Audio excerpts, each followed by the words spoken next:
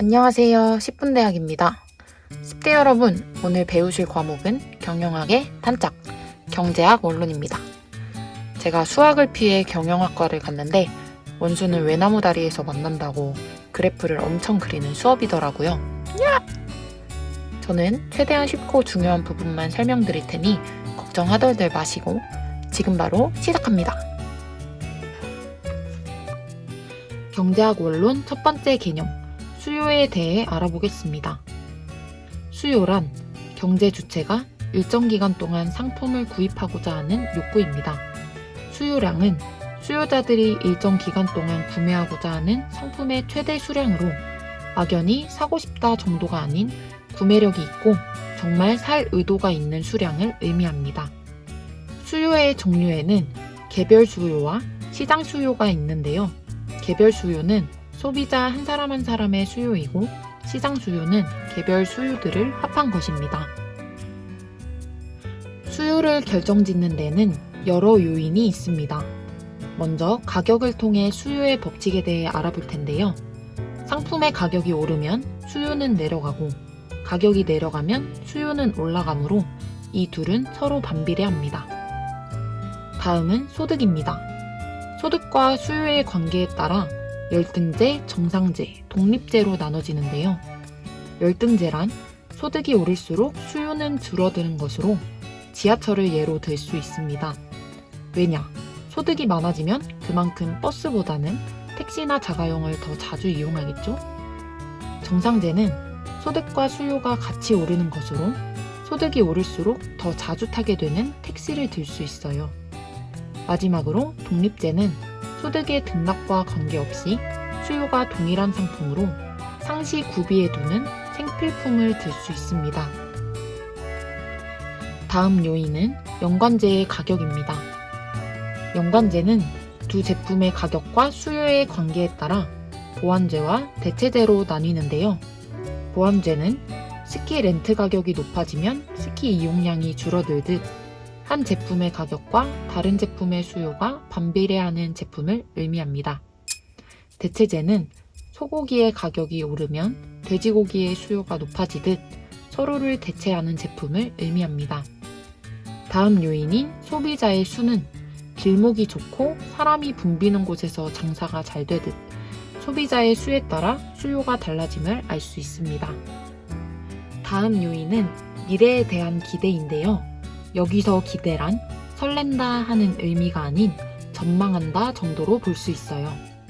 미래 소득이 증가할 것으로 기대되는 사람은 수요가 많고 미래 소득이 감소할 것으로 기대되는 사람은 아무래도 절약을 하게 되니 수요가 절감하겠죠?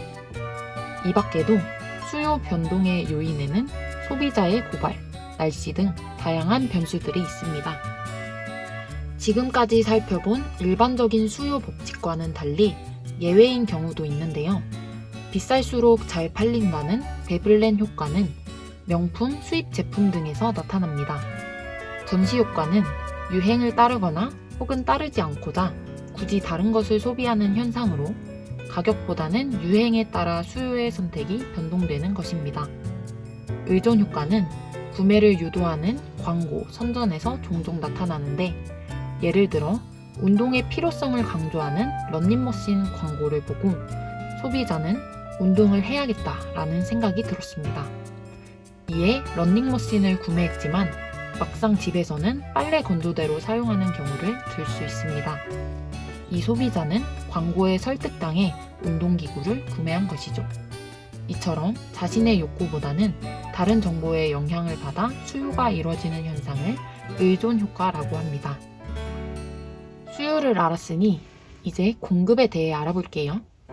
공급이란 생산자가 일정 기간 동안 상품을 판매하고자 하는 욕구입니다. 공급량은 생산자가 일정 기간 동안 판매하고자 하는 상품의 최대 수량입니다.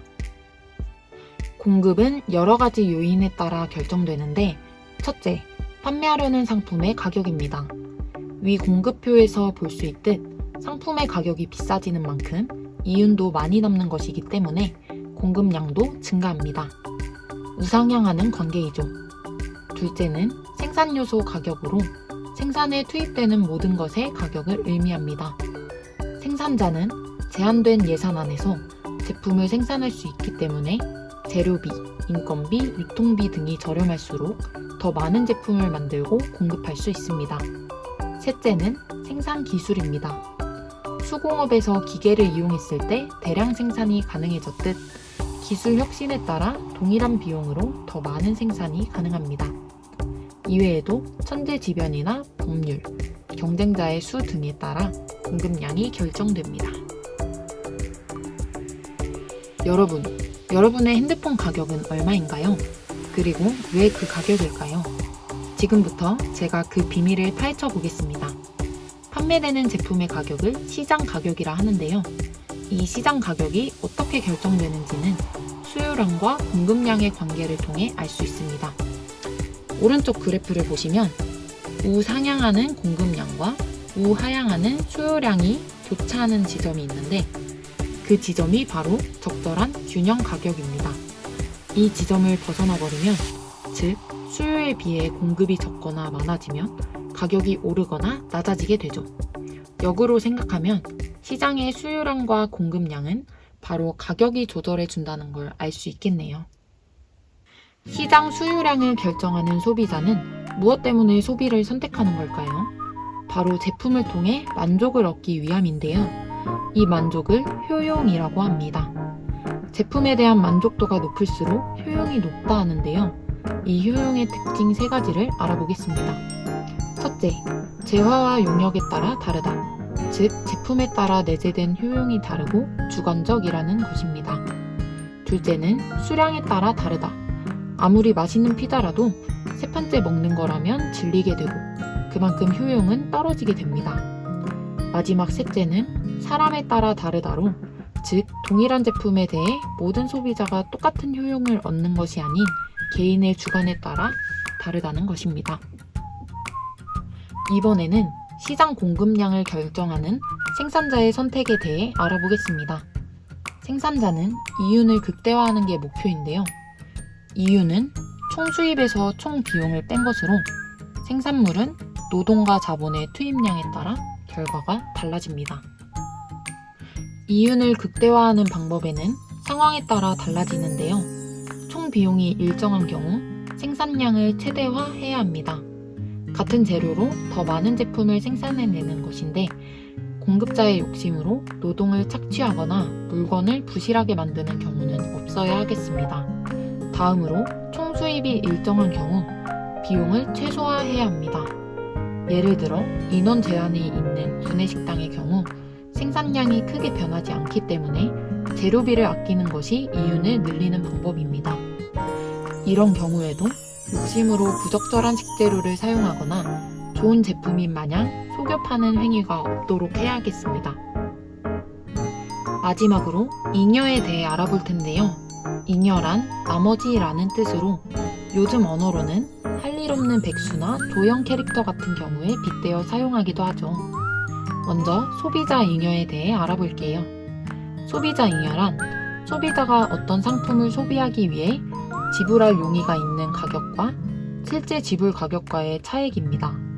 물건을 더 싸게 산 만큼 소비자 잉여는 더 커지죠. 생산자 잉여란 생산자가 어떤 상품을 판매하여 적어도 이만큼은 꼭 받아야겠다고 생각한 최저 수입보다 초과하는 부분으로 비싸게 팔릴수록 생산자 잉여가 커집니다. 시장 내 모든 소비자의 소비자 잉여를 통합한 것을 시장 소비자 잉여라고 하고 모든 기업의 생산자 잉여를 통합한 것을 시장 생산자 잉여라고 하는데요. 이 두 잉여들을 합친 것이 총잉여입니다.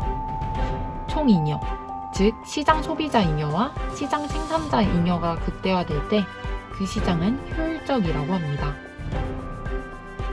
지금까지 경제학 언론에 대해 알아봤는데요. 항상 소비자 입장에서만 생각했던 경제를 생산자의 입장에서도 바라봐 볼 수 있어서 신기했던 것 같아요. 지금까지 경청해주신 여러분께 감사드리고 질문은 댓글로 남겨주세요. 그럼 다음 강의도 기대해주세요. 안녕!